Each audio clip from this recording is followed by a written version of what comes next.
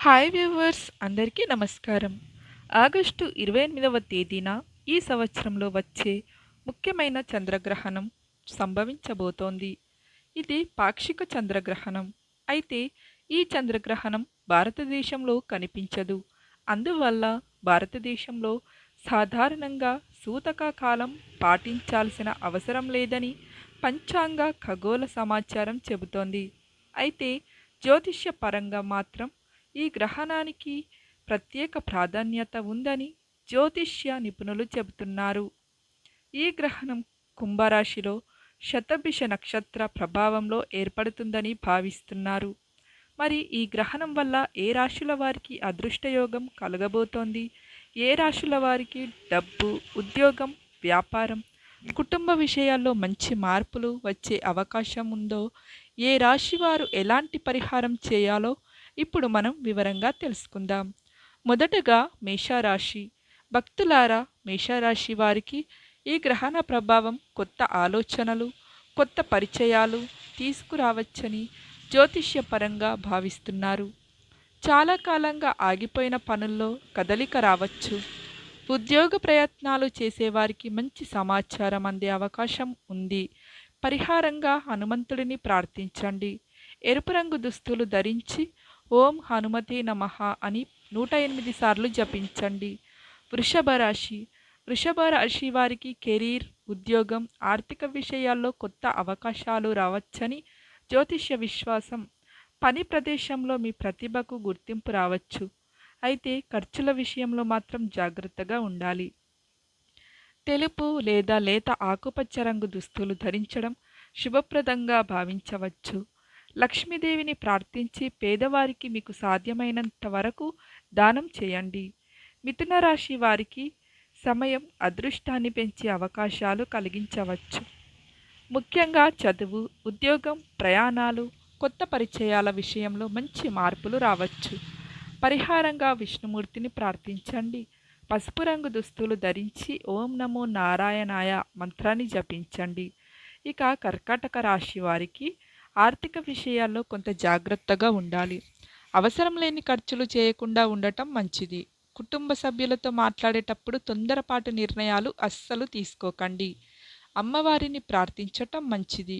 శుక్రవారం పేద మహిళలకు పసుపు కుంకుమ లేదా మీకు సాధ్యమైన వస్తువులను దానం చేయండి. సింహరాశి. సింహరాశి వారికి సంబంధాలు, ఉద్యోగం, భాగస్వామ్య విషయాల్లో ఆలోచించి నిర్ణయాలు తీసుకోవడం మంచిది.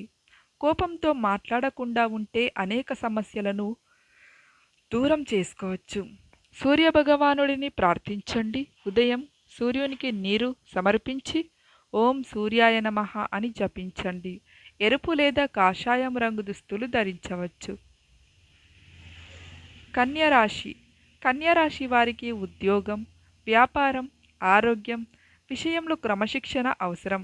అయితే శ్రమకు తగిన ఫలితం వచ్చే అవకాశాలు ఉన్నాయి.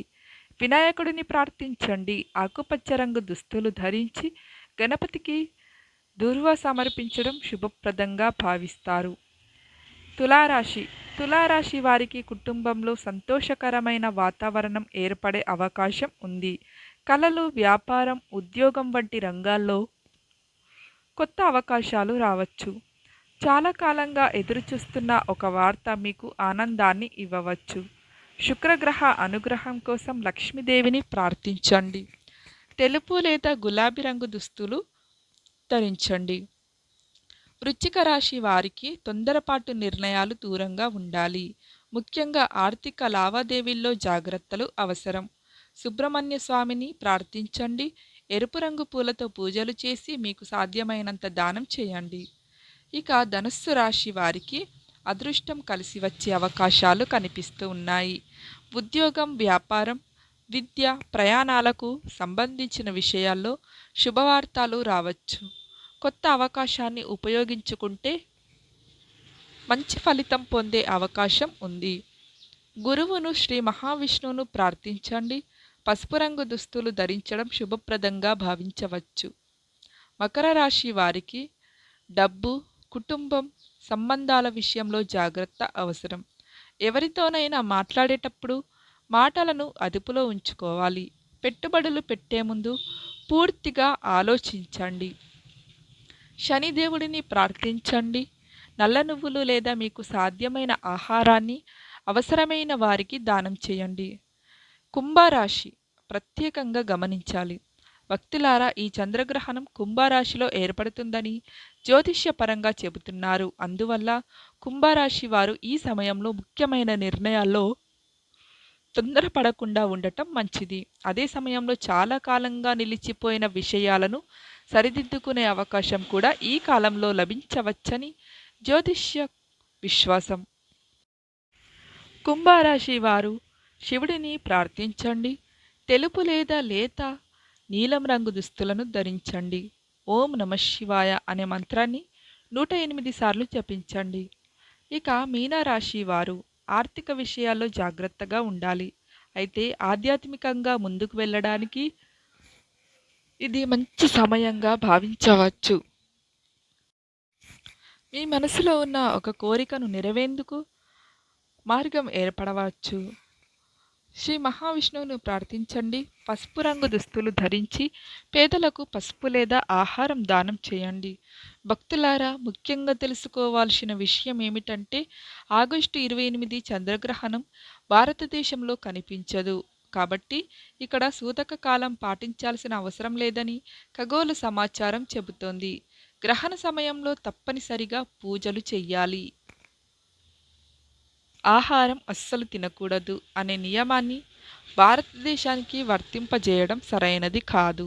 అయితే మనకు నమ్మకం ఉంటే ఆ రోజు ఉదయం లేదా సాయంత్రం మన ఇష్టదైవాన్ని ప్రశాంతంగా ప్రార్థించవచ్చు, దానం చేయవచ్చు, మంత్రజపం చేయవచ్చు. ఇవన్నీ మన ఆధ్యాత్మిక విశ్వాసాలకు సంబంధించిన ఆచరణలు. గ్రహణం పేరుతో భయపడాల్సిన అవసరం లేదు. మన కర్మకు మనం మంచిగా మార్చుకుంటూ మంచి ఆలోచనలతో ముందుకు సాగటం అత్యంత ముఖ్యమైన విషయం. మీ రాశి ఏదో కామెంట్లో తెలియజేయండి. ఇలాంటి ఆధ్యాత్మిక జ్యోతిష్య విషయాలు మరిన్ని తెలుసుకోవాలంటే మన ఛానల్ను సబ్స్క్రైబ్ చేసి వీడియోకు లైక్ చేసి మీ కుటుంబ సభ్యులతో షేర్ చేయండి. అలాగే శ్రీమన్నారాయణుని అనుగ్రహం మీ అందరిపై ఉండాలని మనస్ఫూర్తిగా కోరుకుంటూ ఓం నమో నారాయణాయ.